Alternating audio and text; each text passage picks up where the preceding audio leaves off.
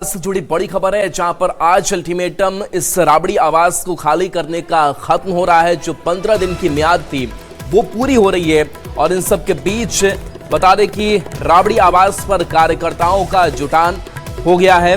मलमास के चलते आज राबड़ी आवास खाली नहीं होगा ये भी कहा जा रहा है। भवन निर्माण विभाग ने दूसरा बंगला अलॉट किया है, लेकिन इसके बावजूद पहले तो लगातार टाल मटोल किया जाता रहा, लेकिन फिर कहा गया कि ठीक है हम दूसरे जगह शिफ्ट होंगे। आज अल्टीमेटम खत्म हो रहा है 15 दिन का, लेकिन कहा यह जा रहा है कि चूंकि मलमास और इस महीने को लेकर के थोड़ी सी तब्दीली बदलाव किया गया है। और ये तस्वीर आपको दिखा रहे हैं जहां पर कार्यकर्ताओं का जुटान राबड़ी आवास पर देखने को मिल रहा है। मलमास के चलते आज खाली ये आवास नहीं किया जाएगा।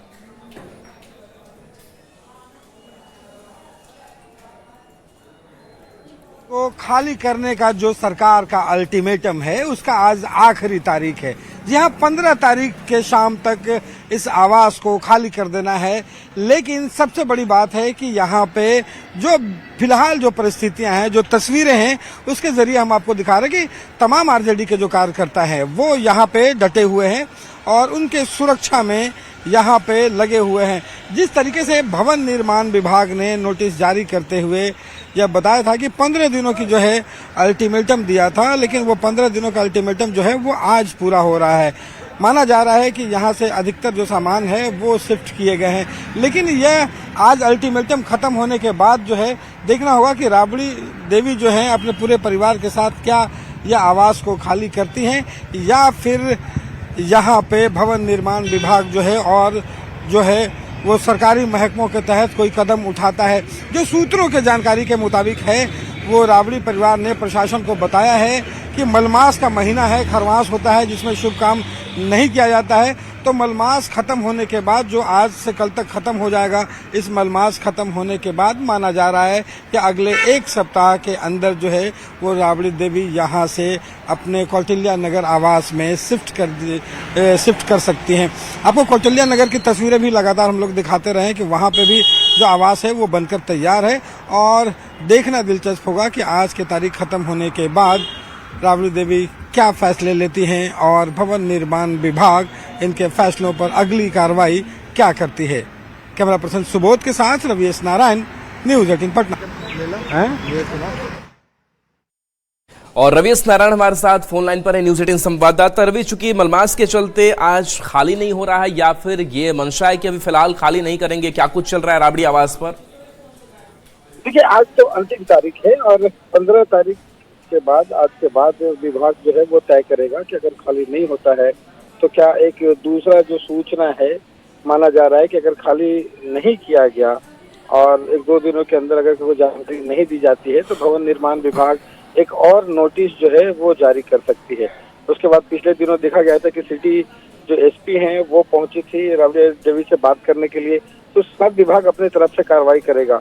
लेकिन जो जानकारियां मिल रही हैं उसके मुताबिक राबड़ी परिवार ने खाली कराने की जो मंशा है वो बना ली है और खाली करना, और ये जो जानकारी मिल रही है कि मलमास के कारण जो है वो आज तक रुके हुए थे और मलमास कल जब खत्म होगा तो उसके एक सप्ताह के अंदर संभवतः राबड़ी जो है वो खाली कर सकती हैं और अगर खाली नहीं हुआ तो फिर विभाग की तरफ से कार्रवाई जो है वो शुरू होगी। जी रवि, आप हमारे साथ बने रहिए, अगली बड़ी खबर पर वापस लौट रहे हैं।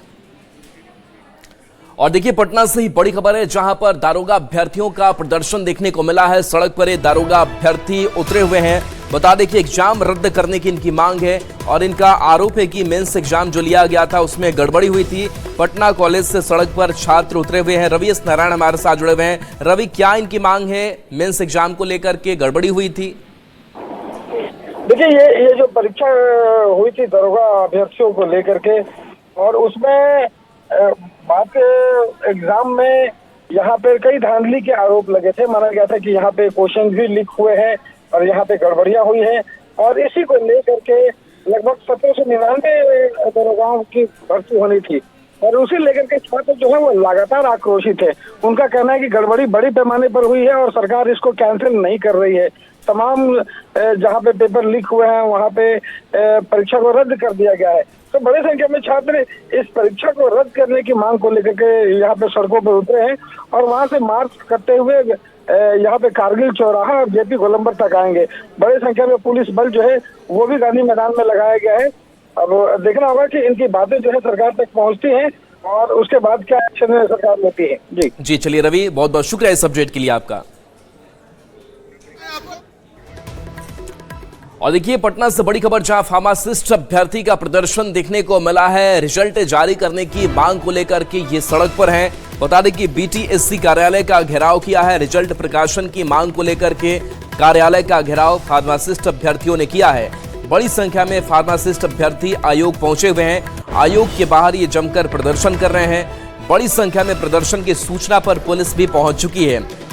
बता दें कि 4 माह बाद भी रिजल्ट जारी नहीं करने को लेकर के ये प्रदर्शन हो रहा है। तकनीकी सेवा आयोग के चेयरमैन और सचिव के खिलाफ आक्रोश इन अभ्यर्थियों का देखने को मिल रहा है। बता दें कि 2473 पदों पर फार्मासिस्ट की बहाली होनी है।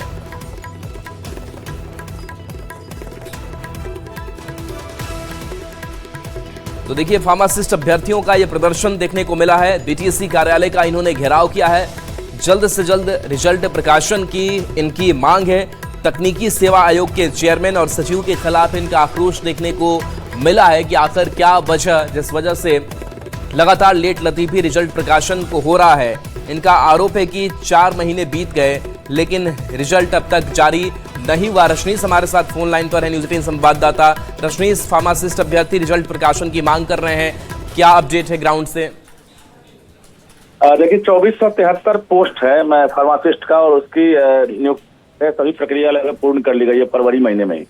यानी जो अंतिम प्रक्रिया होती है डॉक्यूमेंट्स वेरिफिकेशन वो भी कंप्लीट कर लिया गया। 4 महीने से लगातार जो फार्मासिस्ट के अभ्यर्थी हैं वो डिमांड करते आ रहे हैं बिहार तकनीकी सेवा आयोग के चेयरमैन से, सचिव से, लेकिन अब तक कोई सुनवाई नहीं हुई। इसको लेकर कई बार प्रोटेस्ट हुआ है और आज फिर से बड़ी संख्या में जो फार्मासिस्ट हैं वो बिहार तकनीकी सेवा आयोग कार्यालय पहुंचे हैं और बाहर में घेराव करते हुए लगातार प्रदर्शन कर रहे हैं।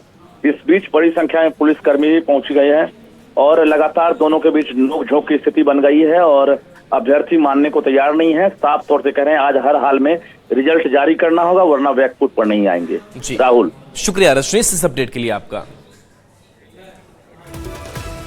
और देखिए राम मंदिर से जुड़ी बड़ी खबर है, जहां पर दान के पैसों की चोरी का मामला सामने आया था। अब यह पूरा मामला सुप्रीम कोर्ट पहुंच चुका है। बता दें कि दान की राशि चोरी मामले में सीजेआई सूर्यकांत को चिट्ठी लिखी गई है। सुप्रीम कोर्ट की निगरानी में जांच की मांग की गई है। याचिका में एफआईआर दर्ज करने की भी मांग है।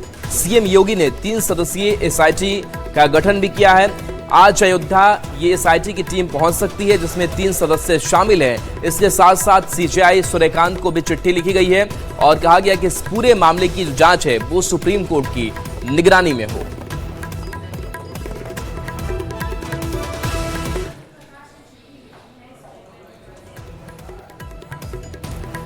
तो राम मंदिर से जुड़ी ये बड़ी खबर, जहां सुप्रीम कोर्ट दान चोरी का मामला पहुंचा हुआ है। ये आस्था पर चोट है और ऐसे में इस पूरे मामले की निष्पक्ष जांच सुप्रीम कोर्ट की निगरानी में जांच होनी चाहिए और इसी को लेकर के सीजेआई को पत्र लिखा गया है।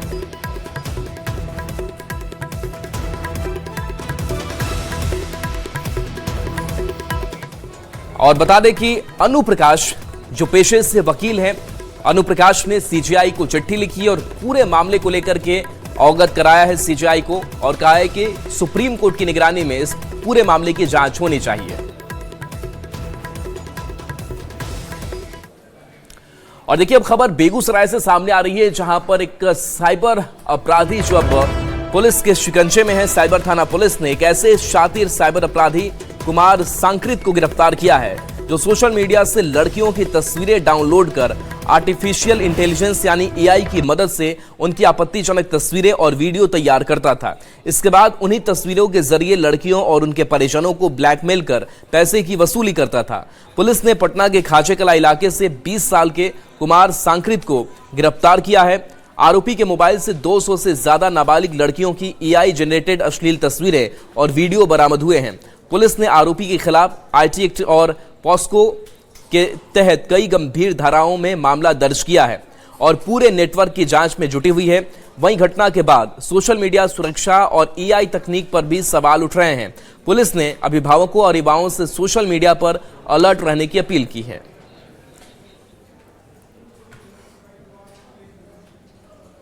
आवेदन की संवेदनशीलता को देखते हुए त्वरित कार्रवाई की गई, तुरंत कांड दर्ज किया गया और एक टीम का गठन किया गया। इनके द्वारा उपलब्ध कराए गए phone numbers, WhatsApp chat, bank account और इंस्टाग्राम आईडी सभी का तकनीकी अनुसंधान किया गया और एक व्यक्ति को कुमार संकेत उम्र 28 वर्ष को खाजे कला पटना से गिरफ्तार किया गया। उक्त व्यक्ति का मोबाइल जब देखा गया तो उसके मोबाइल गैलरी में लगभग 200 से अधिक लड़कियों का न्यूड फोटोज एवं वीडियोस पाया गया और उसके पास से वो बैंक अकाउंट का भी डिटेल्स प्राप्त किया गया है, जिसमें वादनी के द्वारा पैसा का भुगतान किया गया। अगली खबर भी बेगूसराय से ही है, जहां पर सोशल मीडिया पर हथियार लहराने का एक वीडियो वायरल हुआ है और इस पूरे वायरल वीडियो ने यहां पर हड़कंप मचाए हुए है। ये तस्वीर आपको दिखा रहे हैं चौड़ाही थाना क्षेत्र के बड़ेपुरा गांव का ये वीडियो बताया जा रहा है, जिसमें एक युवक खुलेआम हथियार लहरा रहा है, फायरिंग करता हुआ दिखाई देता है। हैरानी की बात यह है कि फायरिंग का वीडियो खुद सोशल मीडिया पर पोस्ट किया गया है, जिसके बाद से यह तेजी से वायरल है। हालांकि वायरल वीडियो की न्यूज़ 18 पुष्टि नहीं करता है। फिलहाल पुलिस मामले की जांच में जुट गई है।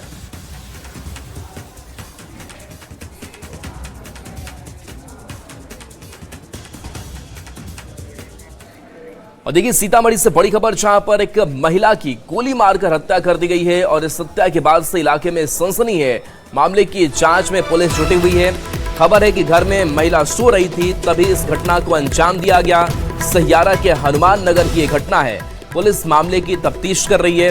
अपराधियों की गिरफ्तारी का दावा पुलिस की तरफ से किया गया है। तो सीतामढ़ी से ये बड़ी खबर, जहां महिला की गोली मारकर हत्या की गई है। बताया जा रहा है कि सहियारा के हनुमान नगर की घटना है। पुलिस मामले की तफ्तीश में जुटी हुई है। हम मम्मी की हत्या कर दिले। कौन? सिकंदर, प्रभास और ओकरा जो 10-12 आदमी रहले। कब की घटना है? रात 5 बजे के। आप लोग कब जाने हैं घटना? 6 बजे। और देखिए बाढ़ से बड़ी खबर, जहां पर मिट्टी लदे ट्रैक्टर ने एक बाइक सवार को कुचल दिया है। खबर सामने आ रही है कि बाइक सवार की मौके पर ही मौत हो गई है। परिजनों ने बताया कि बाढ़ स्टेशन पर एक रिश्तेदार को छोड़कर आनंद बाइक से अपने घर सनौरा लौट रहा था, तभी ट्रैक्टर ने बाइक सवार को कुचलकर निकल गया। पूरी घटना का सीसीटीवी भी आप देख रहे हैं। घटना एनटीपीसी थाना के NH31 की है। वहीं परिजनों ने एनटीपीसी थाना और अवैध बालू और मिट्टी कटाई करने वालों के साथ मिलीभगत का आरोप लगाया है।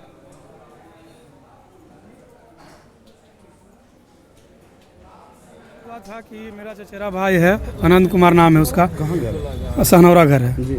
वो आ रहा था बाढ़ से सुबह में, लौटने के समय में गोरक्षणी नवादा गेट पे ट्रैक्टर वाला बालू लदे हुए था, अवैध खनन वाला, वही लेके आ रहा था। उस पर इसका मोटरसाइकिल में मारा है और सब चढ़ाते हुए चला गया है। कैसे पता चला कि ट्रैक्टर? हम लोग सीसी फुटेज में देखे, वहाँ पे देखे इस पे गाड़ी पे चढ़ाते हुए चला गया, रोका भी नहीं गाड़ी। मुख्यमंत्री सम्राट चौधरी आज आरा पहुंच रहे हैं। आरा पहुंचने के बाद कई बड़ी योजनाओं की सौगात शिलान्यास जो है वो मुख्यमंत्री के हाथों आज होना है। उनके आगमन को लेकर के प्रशासनिक तैयारी पूरी की जा चुकी है। बता दें कि सम्राट चौधरी आज आरा के उद्वंत नगर प्रखंड स्थित कारी 7 गांव पहुंचेंगे, जहां सीएम सम्राट प्रधानमंत्री मत्स्य संपदा योजना के तहत बनने वाले इंटीग्रेटेड एक्वा पार्क का शिलान्यास करेंगे। करीब 32 एकड़ में विकसित होने वाली इस परियोजना में 17 प्रोजेक्ट शामिल हैं, जिन पर 31.20 करोड़ रुपए खर्च होंगे। परियोजना से मत्स्य बीज उत्पादन, रोजगार सृजन और पर्यटन को बढ़ावा मिलने की उम्मीद है। मुख्यमंत्री हेलीकॉप्टर से कार्यक्रम स्थल पहुंचेंगे। उनके दौरे को लेकर सुरक्षा के पुख्ता इंतजाम है।